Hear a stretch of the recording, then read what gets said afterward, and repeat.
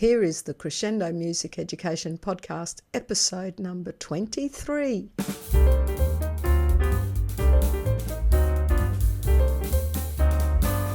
This podcast is being recorded on the lands of the Turrbal people. I acknowledge them as the traditional owners of the land and pay my respects to elders past, present and emerging. They were the first music makers on this land.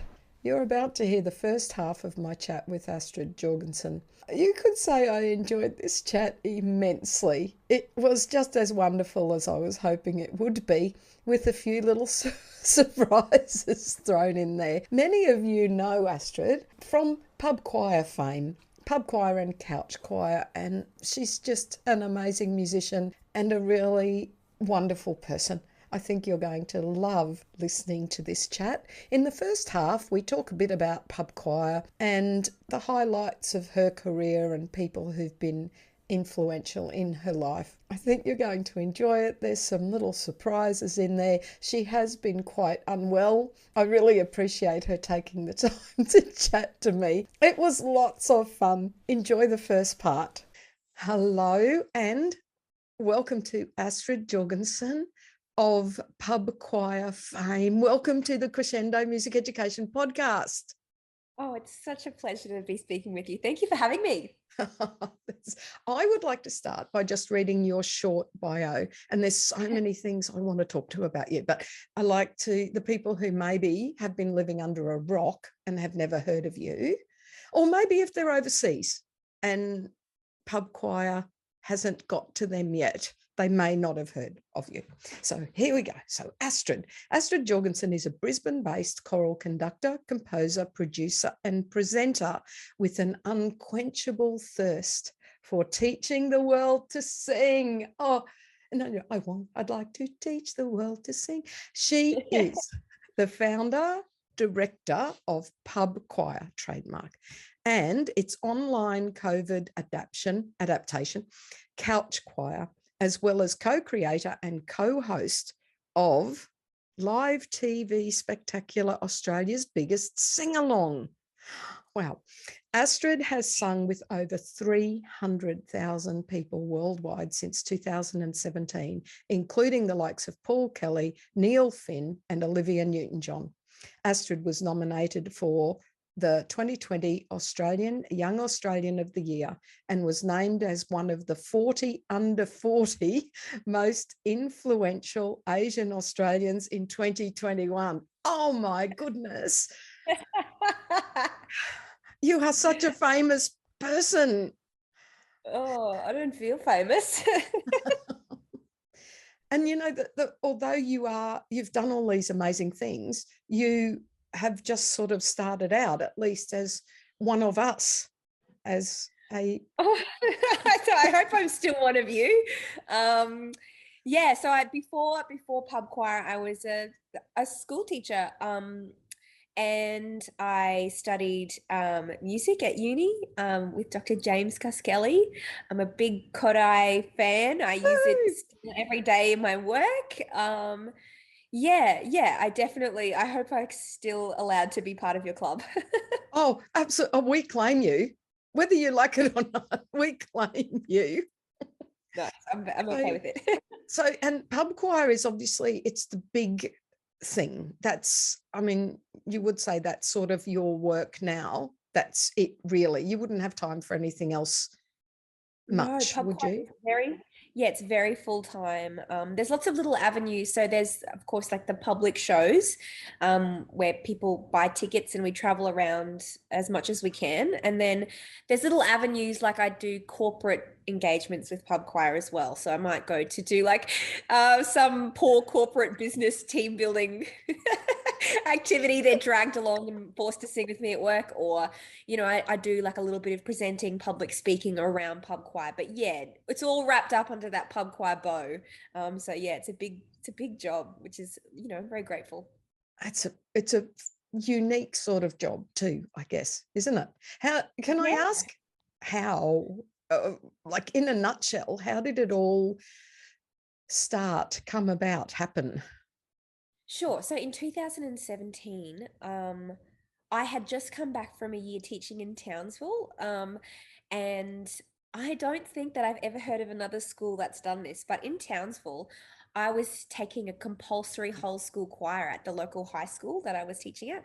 So they forced every kid at school to sing once a fortnight in choir.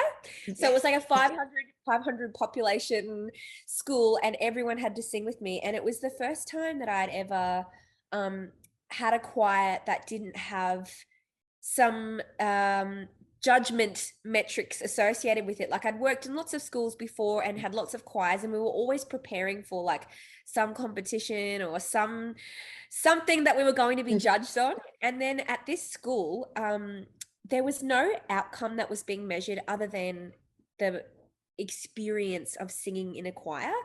And that really freed up my mind a lot. I had never really considered music making in that way. I'd been like marking kids at school, giving them a mark on how good they are at music, or I had been, rehearsing my choirs for a Stedfords or things like that. So pub choir kind of really grew out of that awakening in 2016, where I worked for that year, and I just thought, this is the best job ever.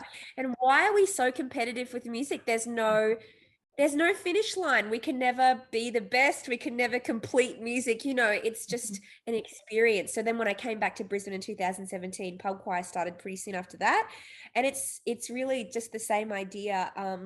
There's no auditions or sheet music or membership. You can just buy a ticket to one show and that's enough.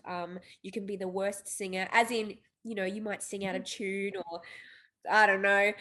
I mean, lots of people like to say that they're terrible singers, but in my mind, I'm like, who cares? If you've got a mouth, it's enough. I'll take you. So you can't get kicked out of pub choir.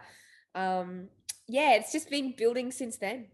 It is magic. There is something magic about, and I think that's something we do in primary probably more easily than secondary. Like, my whole school sing together all the time, and I'm being more intentional about that now, and the magic of them all singing. We have beautiful choirs at the school where I work, but there's something magic about when the whole school sings.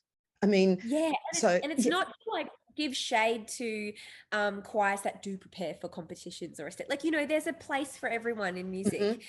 It's just that I think we kind of forgot a little bit about adults who might just want to make something badly and have a nice time, Yes.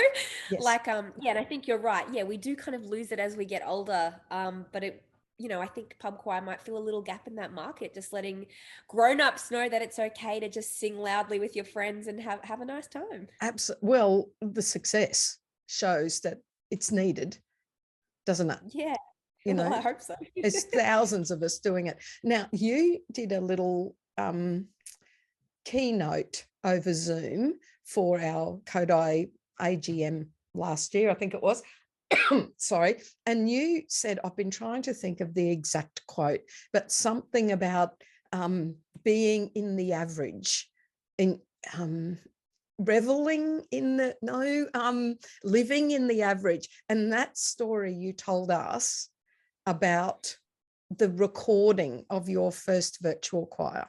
Do you know the story I'm talking about?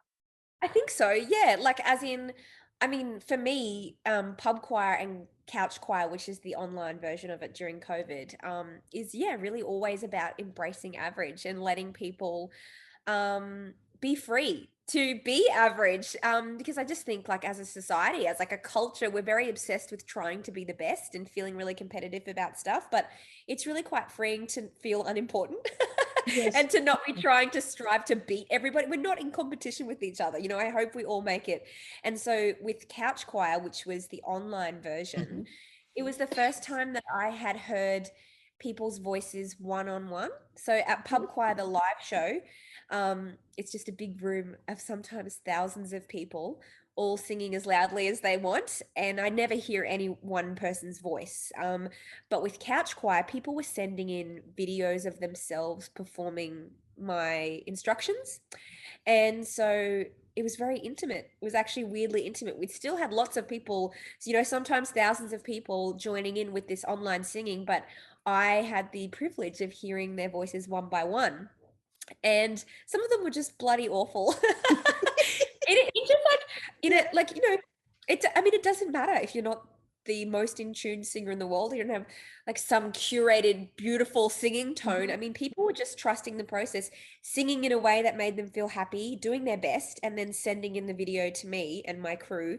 And the beautiful thing is that even though each individual voice might not have been particularly remarkable, when you added them all together, it always worked out. And that's what choirs are made up of anyway. Yes. Just individual people kind of doing their best. And it's pretty awesome that the sum of the whole is always greater than the sum of the parts. Like once you add those voices together, some people are sharp and some people are flat and some come in late and early, and then when you put it all together, it's this really rich average. It's kind of Yes. like that's what life is. Embracing like a larger whole. And If you can find a way to bring people in, you get a really exciting result, I find. I love that. And there is a richness to that, a resonance, if you like, that you don't get when it's all perfection. Yeah. Yeah. And sometimes I like listening to perfection too, like those really high class choirs. Like I like listening to them, but I'm not sure if it's applicable to just the wider public generally. There are people that dedicate their whole lives to pursuing this one musical goal, whereas for most of us, we have music in our lives and we like it and it makes us feel happy and we don't know how to get involved. So it's nice to find a way in for people. I think that's absolutely brilliant. And I love, for those of you who are listening who haven't experienced pub choir, and because I hadn't, I don't know, been a good girl and done my homework and seen your online videos, I didn't know how you were going to approach it. So I'm there as a music teacher. I can tell you there were some interesting notes around behind where I was standing, but the whole thing still came to life. So the way that you use colors for each part and that your lyrics are written to show relative pitch. So there's a big PowerPoint behind you for those who haven't been, and the arrows at the end of the phrase or the end of the slide, showing which pitch, your pitch direction for the next phrase, and some of your words in caps and larger font. And that showed longer notes, but sometimes it also showed accents, didn't it? It was sort of it's almost like you've developed your own form of quite logical graphic notation, really. Yeah, I think it's kind of sheet music. And I Yeah. think that written music notation is quite logical, but it feels very alienating to a lot of people. So I'm presenting the same information that you get with sheet music, except I'm just using words. Yeah. And I'm really proud. It's taken me like, a good 5 years to really hone in on the best way to describe that to people. So I'm really proud actually of my PowerPoints. I think and I think that the people that come to the show, you could come for the first time and you've never read music in your life, but I like to think it makes sense and it might get people curious about how music is presented visually. Because yeah, as you say, I'm trying to incorporate that musical information into words. So yes, I'm Yeah. trying to show rhythm and dynamics and phrasing and pitch and things like that. So yeah. And it's absolutely brilliant. It's like, God, this is awesome. You're so clever. And better than that is the gifts. Oh my goodness. And it's just right. The one that I went to, we had to repeat the initial phrase 3 times. So you had in a big circle times 3, but your GIF had that poor woman running into a glass wall, for want of other things, 3 times. And everybody Yeah. started losing theirs, because it was so funny. So it's just when things start to get a little heavy, but not really heavy, folks, but it might be heavy for people that have not experienced it before. It's a lot of information if you don't have experience singing, but you didn't let it get heavy because there would be another GIF. And it was just right. I mean, you have this to perfection. Like the whole thing is so balanced. It's amazing. So I'm just much. this is awesome. I must admit, though, there was a part of me that wanted the music. I just want to have a look. So it was actually good for me to experience it without the music in my hands. Yeah. I think there's a challenge for everyone at pub choir. But I'm so glad though that you liked the gifts, because I put really a lot of effort into those. I mean, for me, I've realized, and this was before pub choir too, everyone's got their skill set as an educator, and it just so happens that telling jokes and mucking about is one of mine. So I like, it might not be something that's comfortable in everyone's toolkit, but for me, I just try and do what's comfortable for me, and just poking a bit of fun at the music and not taking it too seriously always feels really good to me. And I think, yeah, you're right. I hope that people who feel a bit apprehensive when they come, because yeah, it's a big deal singing in public for a lot of people. I think if you can just break the tension a bit and tell a few like fart jokes and, just relax a bit, then people sing better when they're happy and relaxed. Absolutely. Oh, you do it to perfection. And in fact, I was talking to Paul Holly on a previous podcast, and he does this very well with his choirs as well. But using the way you use positivity and humor to basically tell people, actually, that's wrong. But you don't say, excuse me, that's wrong. Okay, that's an interesting interpretation. Just listen to me do it again. You had just the right manner to correct us when needed to be corrected without being even vaguely condescending. Like the whole thing was so accessible for everyone, which is obviously the big charm of pub choir. Oh, thank you so much. I'm so glad that you liked it. And I'm so glad that these are your takeaways, because that's what I try to do. Oh, well, it's perfection. It is perfection. What other notes did I take after? So I came, what a nerd. Imagine taking notes about pub choir. I just wanted to mention your team of videographers and photographers seem pretty awesome. Like that was like, I thought that's cool to have that around you is wonderful. Yeah, a support network of people who are trying to help you achieve your goals is very important in any area of work and life, I'm sure. Yep. I'm very lucky at pub choir to have a group of people that work really hard. They're motivated and enthusiastic, and those are, the two best qualities I feel when it comes to sharing work with people. And of course the musicians. I mean, to have camarada, and I mean, it's brilliant. You've always got those brilliant musicians and a lovely surprise. And the only other thing that I wanted to mention, and then I'll get off pub choir and ask you some other questions, but it was pretty amazing, thought, gee, I wish I'd got off my butt to go earlier. But anyway, the linking up to the worthy cause at the end or middle, whenever it was, I thought, this Astrid just can't get any better. Like not only that, but she's, helping support a really worthy cause. Do you do that in all of your pub choirs? Yeah, so we do that in all of our Brisbane pub choir shows.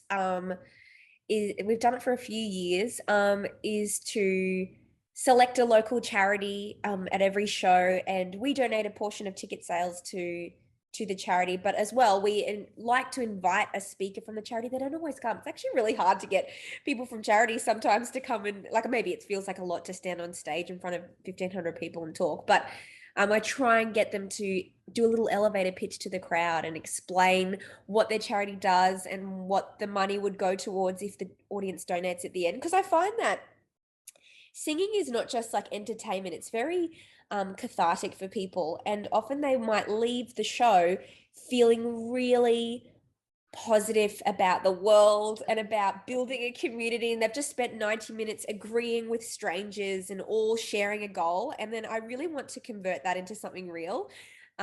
It's nice that they feel nice, but what would it be even better if that's converted into something tangible in our community? So when they leave with this sense of goodwill, I'm like, oh well, chuck in $5 on the way out and change something for our community. So people, do get really generous at the end of pub choir. We've had a couple of really big fundraising focused shows, and occasionally we'll raise like $110,000 in an evening or something. Like people just feel good. Singing makes people feel really good. for themselves and for each other. So yeah, I think it's a very good vehicle for social change, to be honest. It's proof, isn't it?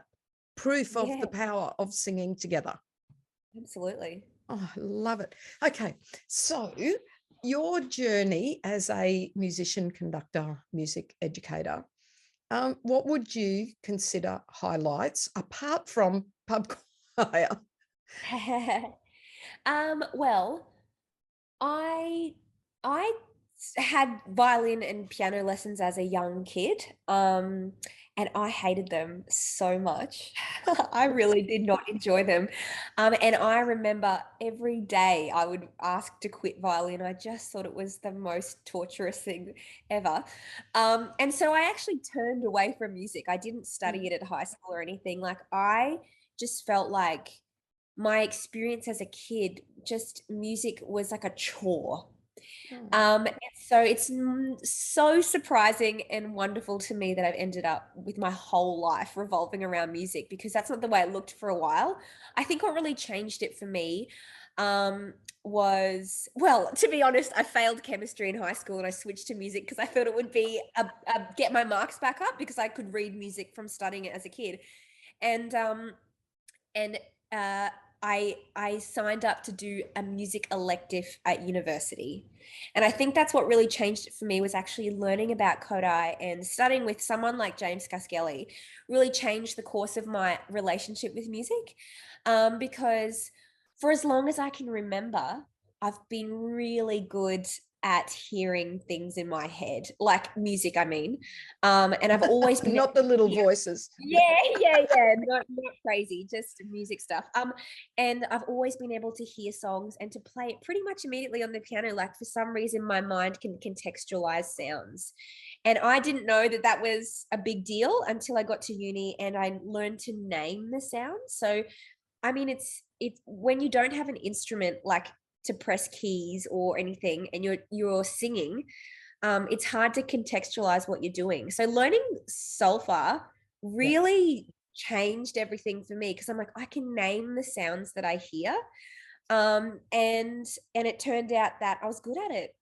So studying at uni and learning those tools, really changed the trajectory of my life. And then so I started changing all my subjects to music subjects at uni, and I studied conducting, and I had some amazing teachers at uni.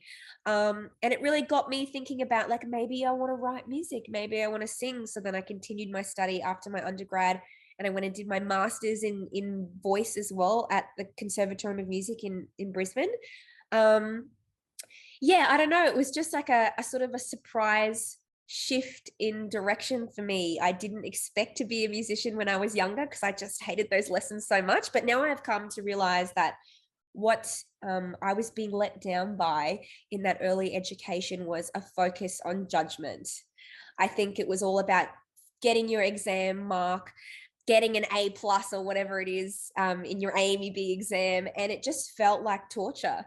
Whereas for me, music is just like this revelation. It's like a magic spell. It's you can conjure up feelings and you can express yourself and you can connect with others, and that's not what I was getting when I was younger. So I'm so glad that I had the opportunity to revisit music again and to find that path through of inclusive music making. And now I'm here. Yeah, but what you're saying really reinforces how important our job is as educators of young people in schools, because Absolutely. we have to make sure that we do that for our kids. Yeah. And I mean, no shade to music teachers. I was a school teacher for a bit, and it's a huge job. I Yeah. have nothing but respect for teachers.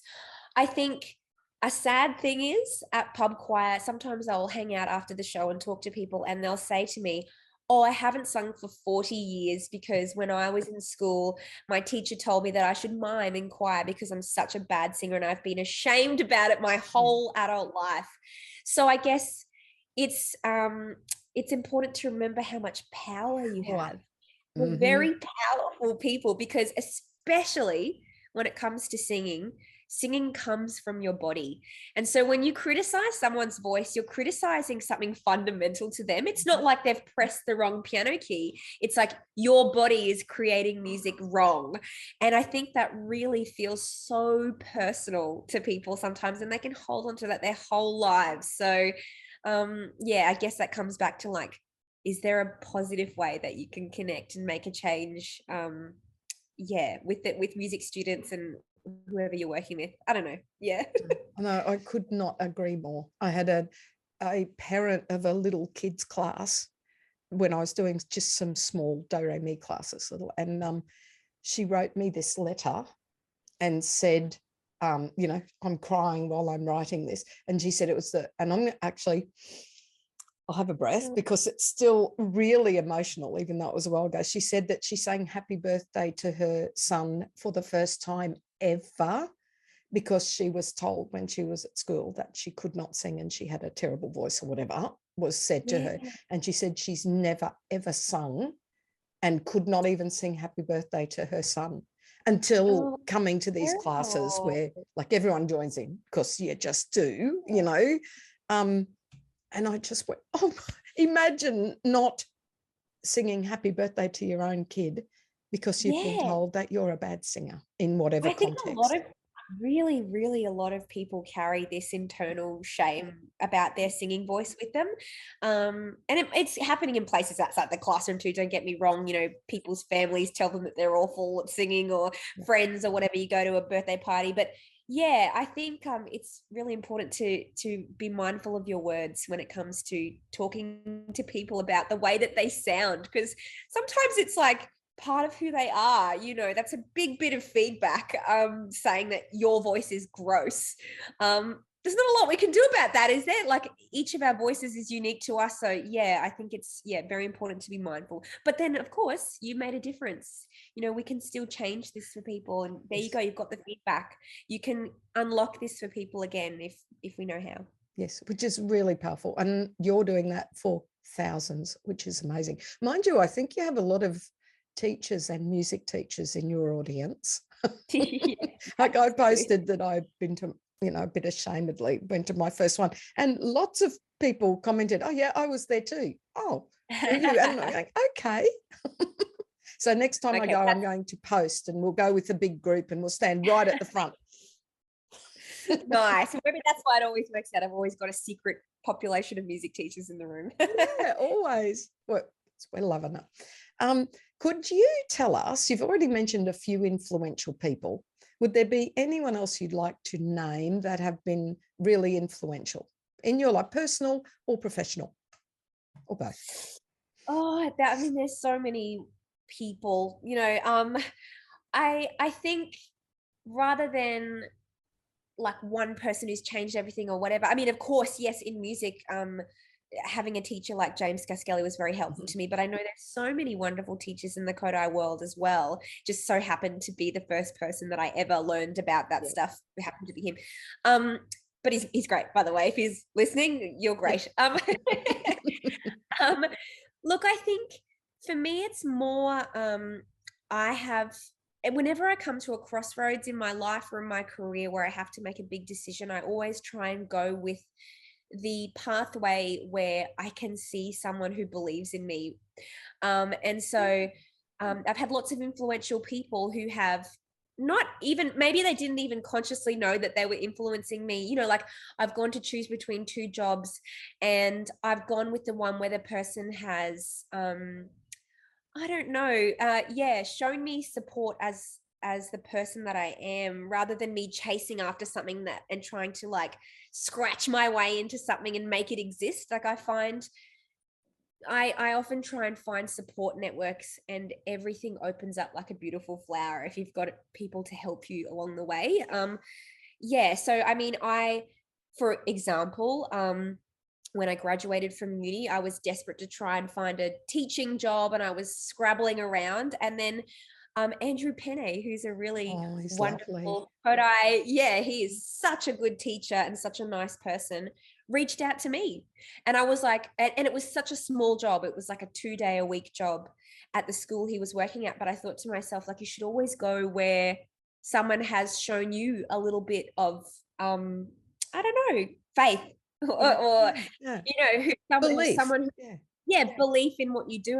And so I could have gone jobs that I didn't know anything about the school, and I did blah, blah, blah, but they would have had more full-time work. But I was like, oh, it feels kind of good to go somewhere where someone wants you. And I find whenever I come to those crossroads and I make the same kind of decision, usually it works out for the best. So the influential people are the ones who've just shown me a little bit of self-belief in any area. Pardon me, I just burped. I would like to proclaim that I'm actually sick. Yeah, I have very, very little control over my bodily functions right now. Is this the first burp you've had on your podcast? Yes, it is. I can't control that. You're welcome, everybody. And we're all very appreciative, Astrid. Didn't know it was coming. I'm so sorry. Wow. Okay. This is, next question. Next question. That was actually, though, very profound. Not necessarily the verb, but the go.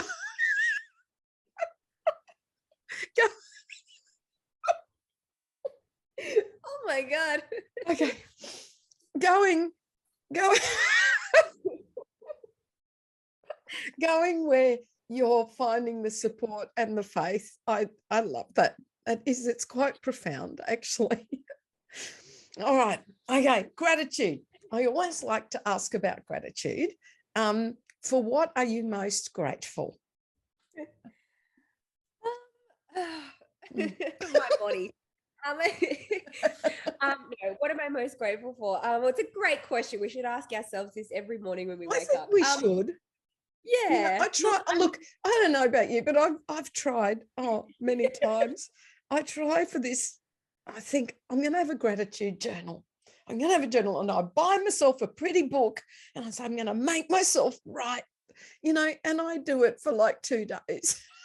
And then I don't make time. And I go, you know what? It's not that important that I write it down. It's just important that I am grateful. Like I raced out to the shops today, went to Chermside, yay, actually got what I wanted on my list, double yay. And I was driving there thinking, I'm just really bloody grateful that I can hop in my car and go to the shops if I need to buy something. Like, yes. I really should be grateful for that. Not everybody can jump in their car when they want. Not everybody can go buy something they need. I need more pants. I might have outgrown them. Let's not go there. But I'm grateful I can do that. I'm grateful I can meet my friend there and have a coffee. Yeah, I love that.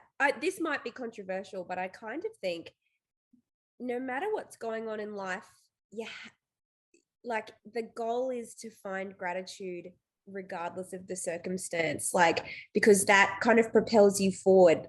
Every day is not going to be good in your life. Mm-hmm. So it's about kind of being present and accepting and finding gratitude, like in your daily life. I think everyone in this world has predispositions as to the kind of temperament that they have. I am grateful that I think I'm quite an optimistic person. And so that comes to me quite naturally. So I'm always looking for the next little thing, like to the great, I think I'm tiring. I think I can be really tiring to people, like my wonderful partner, Evan, of 15 years. He's a very calm person. And I think you would have to be to live with me. Like I think I'm always looking and searching for something new.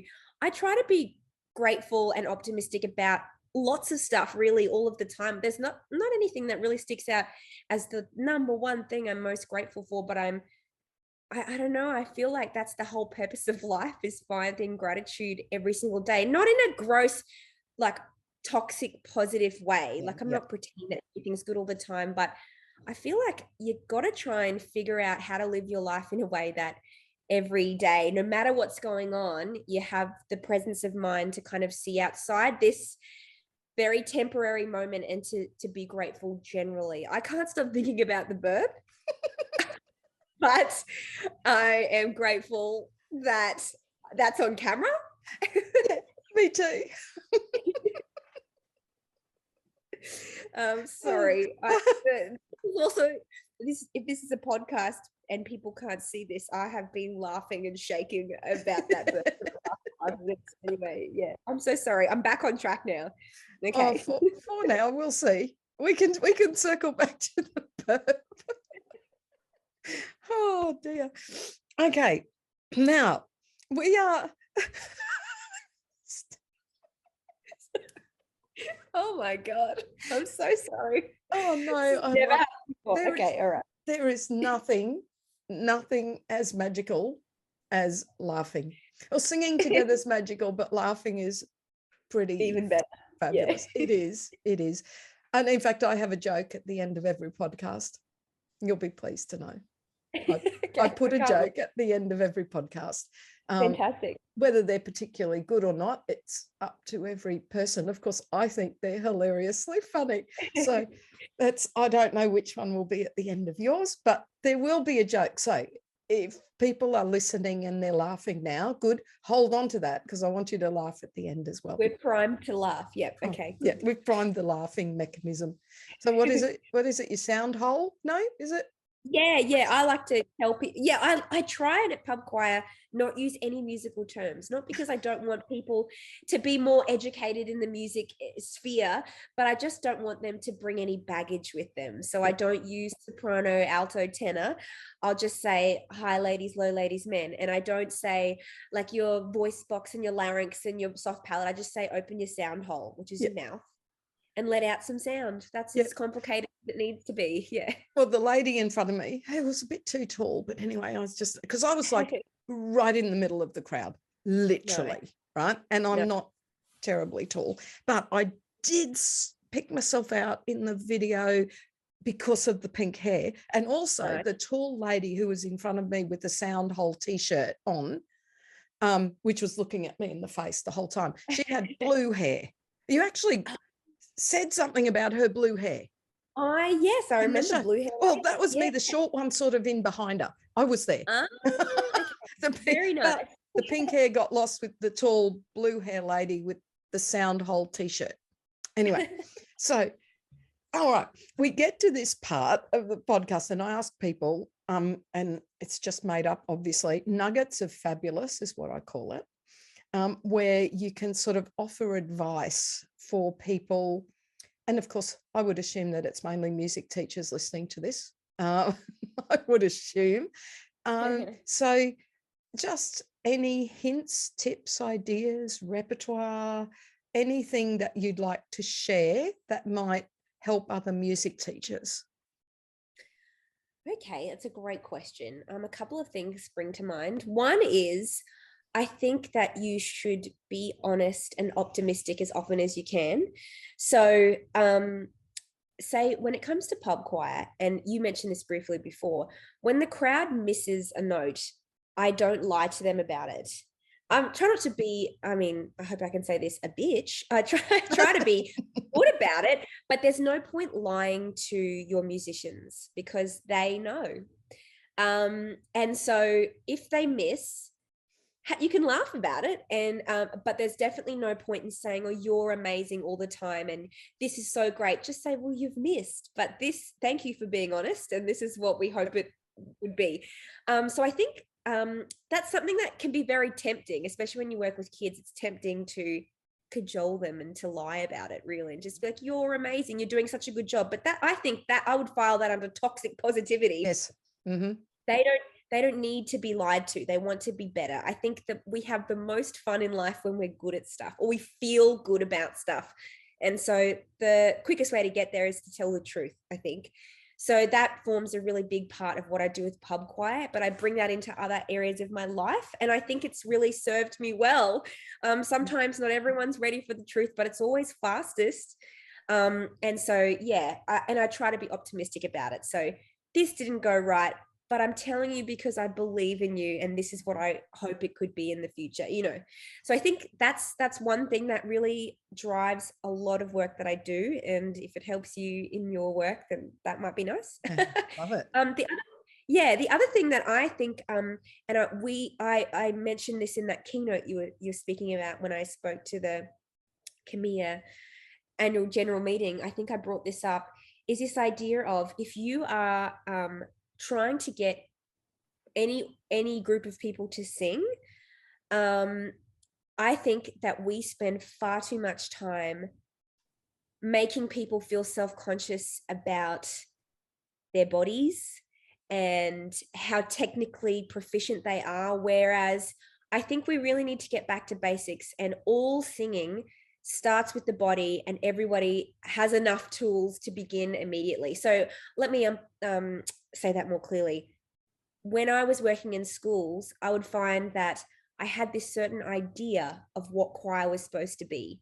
You come in and then we do certain stretches, and then we talk about your breathing, and we do 10 minutes of very particular warm-ups, and I'm doing this and I'm stretching that, and I'm making the kids feel uncomfortable, and it's not fun music. Sometimes warm-ups can be fun, but really what's happening is we're spending half of the rehearsal saying, you were not ready to sing when you came in today. And you can only be ready to sing if I guide you there as this like mystic with all of the information about singing. Whereas I think it's possible to sing first. It doesn't mean that there isn't a place for warm-ups and for breathing and for technique development. But for me, I have seen this real revelation with pub choir that we can just rock up and start to sing immediately and everyone feels good. And it depends what your goal is, of course, right? So my goal is not to create an award-winning performance. But I think I would bring that into my school choirs if I ever went back. Do I need to spend 20 minutes of a 40-minute lunchtime rehearsal correcting postures and making kids feel a little bit uncomfortable about the way that they walked in? Or could we sing first? Could I say, you being here is good enough, like let's begin? And then when we've got used to the idea of singing, can we unpack any of that? Can we make a more comfortable way of getting that note? Is there a way that we could stand that would help us to sing better the next time we sing this? But yeah, I really think it might be nice for people to consider that the messaging that way of setting up rehearsals gives to your groups or to your classes when they come in. What are they learning unconsciously by you setting up any rehearsal space with this huge focus on fixing things before we've even begun? Mm-hmm. Yes, I like it. Yeah. And you're almost coming from a deficit mindset, aren't you? Like you're coming in and you're fixing. What are we going to fix today? How can I make you into a singer, instead of we're singers and we're joyous and we're together, and then we'll refine, which is absolutely. And I really like the idea of saying, show me where you're at and then let's work at it together, rather than I'm going to assume I know where you need to change before you've even begun. So people can come to your rehearsal and sing as soon as they come in the room, sing something short that they love to sing. I always start pub choir with a really well-known song as a warm-up, just a chorus. And I just hear where they're at. And then maybe you say, okay, now we've sung something, now we're ready to go. Let's try making that feel even better by setting up our mouths like this or standing in this certain way. You know, like work with what you have first, rather than, like you say, making people feel like it's a deficit that we're looking to correct before we've even begun. Yeah, I love it. They are definitely nuggets of fabulous. Oh, good. Okay. And this is the best interview I've ever had. Okay. Oh my goodness. No, I'm starting to laugh about the burp again. It wasn't even that funny, but it was a bit. Okay. It was just okay. Now, very seriously, advocacy. Now, we're facing a bit of a crisis, I feel, in education generally. I mean, we have been for a while. It's just coming to a bit of a head here in Queensland, I feel, where we've had historically world-leading programs in our state primary schools. But anyway, I don't want to go too much down the specifics, but I do think music education offers a lot to our young people, not just musically, but for well-being, for cognitive development. Like, you know, the research is there. It's a fact. So why do we have to fight for our existence, first off? But what advice would you give us to help advocate for our, like, it's something you do. I know I'm waffling a bit here now, but like through pub choir, that's a huge, to me, that's an advocacy tool. You know, I have parents at my school that go and rave about it and how good it is to sing together. So in a way, you're doing it. But what advice would you give to us to help show people how important it is for our children to have a music education as part of their education, delivered by qualified people, I might say, who make it joyous and who know what they're doing? Yeah, look, that's a big job, isn't it? I mean, I wish I had a silver bullet answer to say this is how we get people to care about music education.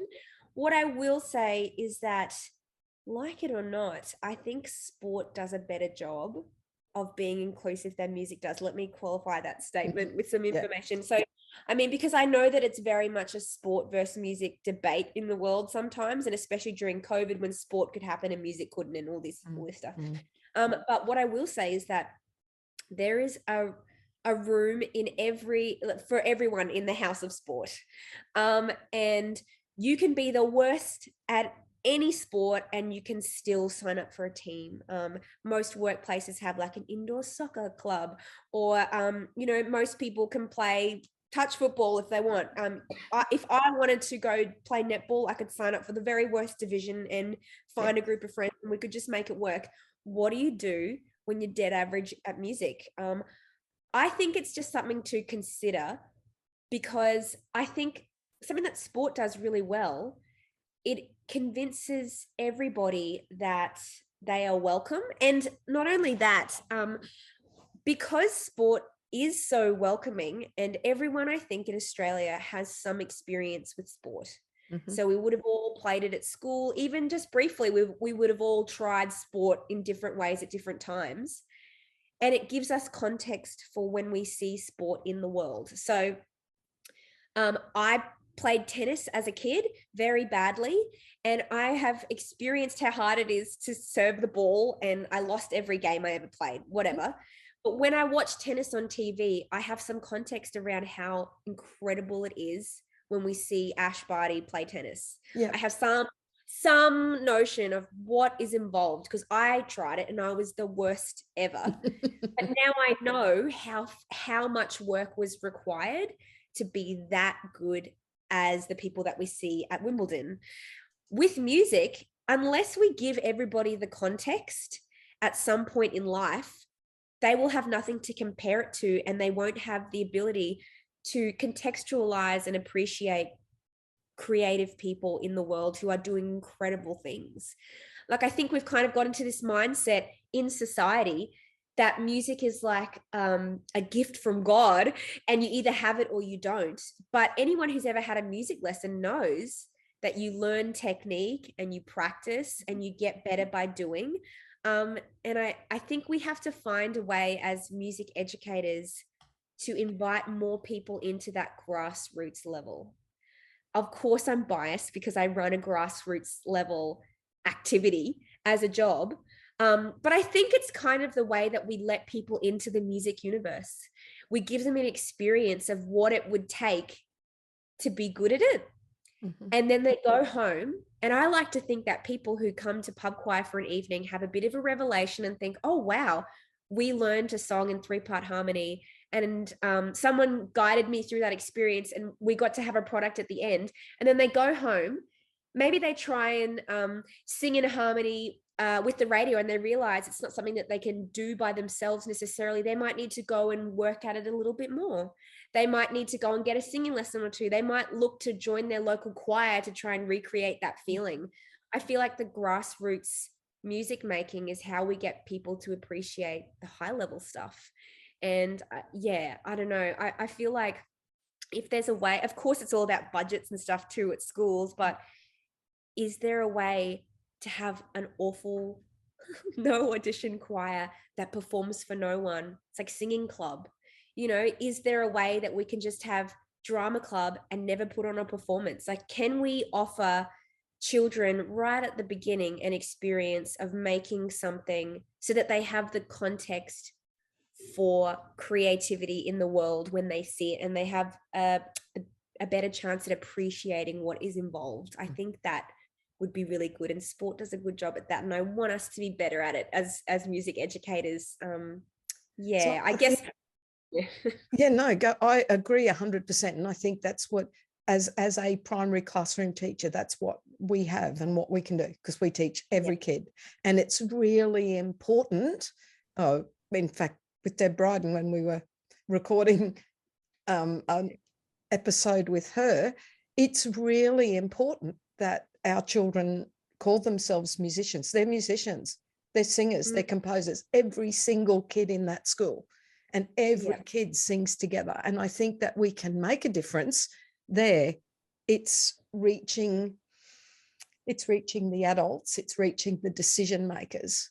I think that we can do it with children if we're lucky enough to be in a situation like me that teaches every kid, and they all believe they can sing because they can. They all believe they can compose because they can. But that's a whole attitude that we can do in our classrooms. But it's reaching hopefully you can reach your own administrators in your school. But how do you reach the decision makers at the top of the Department of Education and the ministers who say, well, no, we'll make music optional? They're making it even more elitist. So I think we've got to reach ordinary people as well. And that's certainly something you do. Well, I'm trying my best. It's a big job, isn't it? And I guess even if we can't solve it today, you are teaching children who will become decision makers. So we hope that, we can bring in a change of attitude. But it'd be nice if it happened before that. It would be. But certainly I agree. We all need to do our bit to convince people. So you just happen to do your bit with thousands of people. So we're really appreciative. Yeah. I'm doing my best. Thank you. You do. So one last chance to get on your soapbox. I like to finish by making this offer that if there was something that you wanted to tell the world, you've given us lots of ideas and thoughts, but one really important thing that you'd like to tell everybody, what would it be? I was like, in my mind, I was just like, say something positive, say something positive.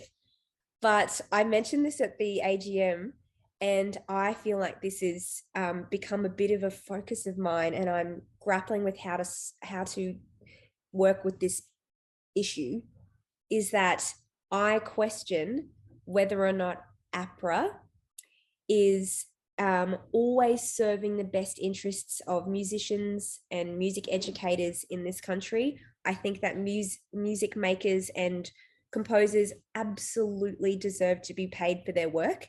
And APRA is the organisation that claims to protect and work on behalf of artists to get royalties and things like that. Let me give you one example of why I'm concerned. Every school in Australia who wants to photocopy music and have choirs or bands or anything pays an APRA license, so that you can make 7 copies or whatever it is. I can't remember. It's been a while since I was in school.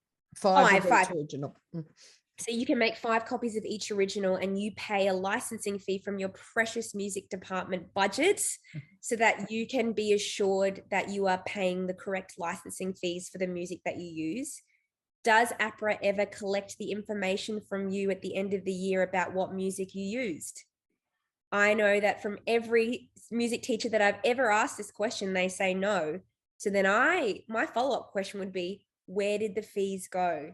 I am a person who composes music for choir. I sell it to schools for a fifth of the price because they only need to buy one copy for every 5 kids. Yes. But I don't get the royalties from APRA because they don't collect the information from schools about what music was played. So this is one of my questions that I have for APRA. And I think if you are in a music department that pays an APRA fee, or maybe you own a business, every business has to pay an APRA fee for the music that they play on their premises, even though APRA doesn't ask them what music they played. I think you have every right to say, where is my fee going? Are you giving this to the right people? And how can I ensure that this precious music budget money is being spent in the way that I believe it is? Because if you think about it, if no one asks you what music you photocopied, how would the writers know? be paid for it? They're not being paid for it. So where is the money going is my question. And that is my soapbox. I think it's... Or are is there any chance the retailers are asked for their information? They are not. Okay. And there's no way of recouping it. So every single business premises in Australia has to pay an APRA license. And nobody collects the information about what music is played on the premises. The APRA royalties are divided up automatically according to commercial radio play. So if you owned a beautiful cafe and you went out of your way to only play Indigenous female First Nations music, nobody's collected that information. So those artists aren't getting paid. It'll just be going to whatever's on the radio that week. So it's a bit concerning to me. And I'm at the moment, it's, my psychologist would say, stay in your lane, but no, don't stay in your lane. No, the best things happen when you pop outside your lane sometimes. Yeah, well, I guess my provocation to anyone who's listening is, do you pay an APRA fee? Does your school, does your business pay an APRA licensing fee? And is it within your power to ask, where is my money going? I love that. How does it work? I know I was going to say this is the final soapbox. How does it work in other countries? It's different in every country. In America, there's multiple rights agencies. So it's not a monopoly like in Australia. And APRA, I think a lot of people assume that it's a government agency, but it's actually a private agency run by music publishing executives who have obviously vested interests in the recuperation of fees around the country, because if they can collect money on music that's on the radio, that is money that belongs to the labels that they work for outside of APRA. It's a whole thing. It's being investigated by the ACCC, but that's a year-long process, and I think actually years long. But in the meantime, schools are still using their budgets to pay for copyright licensing, which I think is not being used in the way that they believe it is. So, and does that mean any choral music publisher is getting any money? I'm sure. Yeah, I'm sure that there is people are being paid somehow, and especially if you buy them off websites or whatever. I think one thing that we know is that if you buy direct from the composer, they're going to get the money. Yes. It's more about buying the number of copies to suit the number of kids, but believing because you've paid your APRA license that the royalties will find the right people, and that's not happening. That's the thing that I'm concerned about. I understand that there are publishers, people need to take cuts if they help you sell your music or whatever. I understand that, but it's more, is the money that you're paying because you want composers to receive royalties? Are they receiving those royalties with the money that you paid? There's no mechanism for that to happen. So how could they? Mm-hmm. Yeah, but it's good that everybody is more aware of that. Yeah, I hope so. I really don't want people to feel like they have to waste their money. I think that composers and musicians deserve to be paid, and we should be asking questions if they aren't. I love it. And I think that is the perfect place to say thank you very much for your time, Astrid. It has been an absolute pleasure. This is the most unique moment of me being off my head on flu medication. This has been an absolute treat. I can't wait to listen back. I'm going to slow down the burp, listen multiple times. Thank you so much for having me. I love it. As we know, laughter relieves stress. Don't lose sight of the funny side of life. What do you call a nun who sleepwalks? A Roman Catholic. Thank you so much for watching our Crescendo Music Education podcast. For more information about all things Crescendo, including membership and music education resources, visit us at crescendo.com.au. Don't forget to like and subscribe.